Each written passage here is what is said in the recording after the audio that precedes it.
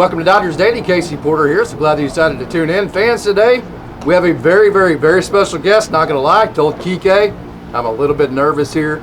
I know he has a fan favorite in Coach Barrakoff that will enjoy watching this. So Kike, thank you so much for joining. Very welcome so much. Thank you very much. So you've had some huge moments. As a Dodgers fan, I want to say thank you for all the huge moments. First of all, take us through, maybe some of your biggest moments that kind of stick out to you. I mean, we could go on the individual side, but for me, there's not many things that beat winning 3 World Series. Those are moments that, you're going to remember for the rest of your life, and you're going to tell your kids and your grandkids about. So I would be a hypocrite if I said that winning 3 World Series ain't it. So what is it about you that makes you so good in the big moments? I don't know. Wanting it, I guess. Yeah.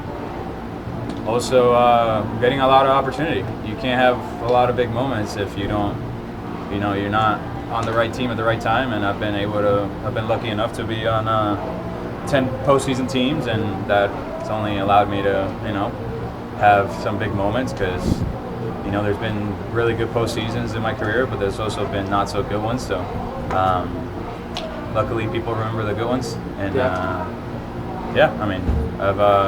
I've kind of built a repetition on that, and I've kind of embraced it, and for some reason the big moments bring out the best in me. Let's take you back to the 2017 Grand Slam against the Cubs in NLCS. Take us to that moment. It's confidence does a lot for you as a hitter, and when you're 1 for 1 already at the plate with a homer, you're feeling pretty good, and then you see a first pitch out over and you hit it out for a granny, and you're 2 for 2 with 2 homers in a playoff game. That makes you feel pretty special, especially when you make the game 7-0 in the 3rd inning, and you got Clayton Kershaw on the mound with the opportunity to put the Dodgers in a World Series for the first time in 30 years. That was a pretty cool moment, to be honest with you. Yeah. So I don't know you personally, but just kind of seeing your personality on TV in this, I have to assume on your bobblehead night 2019. I hit a walk-off base hit, first one of my career. I think 2018 was my first bobblehead night, but getting that one in 2019, and having my parents, my sisters, my grandma. I believe that was the last time my grandma got to watch me in person. It was pretty cool, and to be able to, a lot of people say that you go deep on your bobblehead night or on your birthday, and I didn't do either, but I got a walk-off knock to send the fans home happy, and it was pretty cool. Can you give us a cliff notes of what 2020 was like? You had the big pinch hit home run and all that, but take us through what that meant for you and the Dodgers. Obviously it was a different year for a lot of different circumstances, and it's been one of the most fun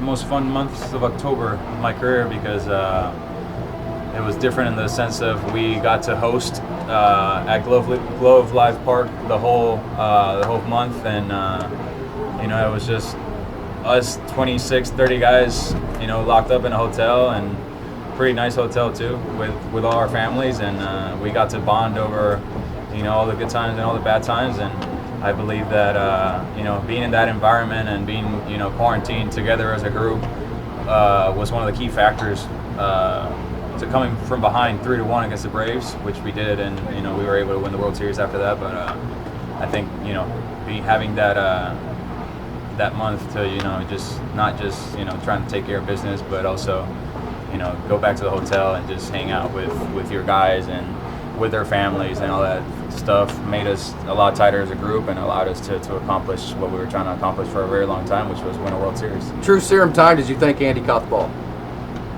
Did I think Andy caught the ball? Yeah. No, but I would have caught it for sure. Can you kind of take us through seeing that ball off the bat through that whole play?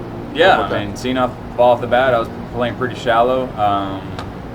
Luckily, it was hit very high, and we both had a lot of time to run after it.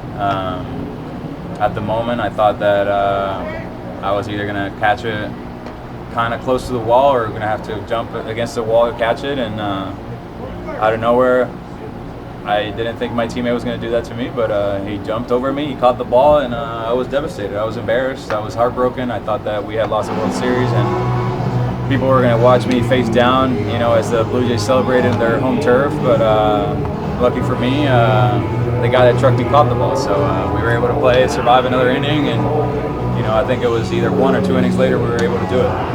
Two-part question in this. I appreciate your time. What has it meant for you to be a Dodger? Obviously, you love being here, and excited to get back tomorrow. Talk about that. Yeah, being a Dodger has been everything. From getting traded to the Dodgers in December of 2014 and thinking that I was going to rot here in OKC as a AAA player because... With the Red Hawks, by the way. No, that year was the OKC Dodgers. Okay.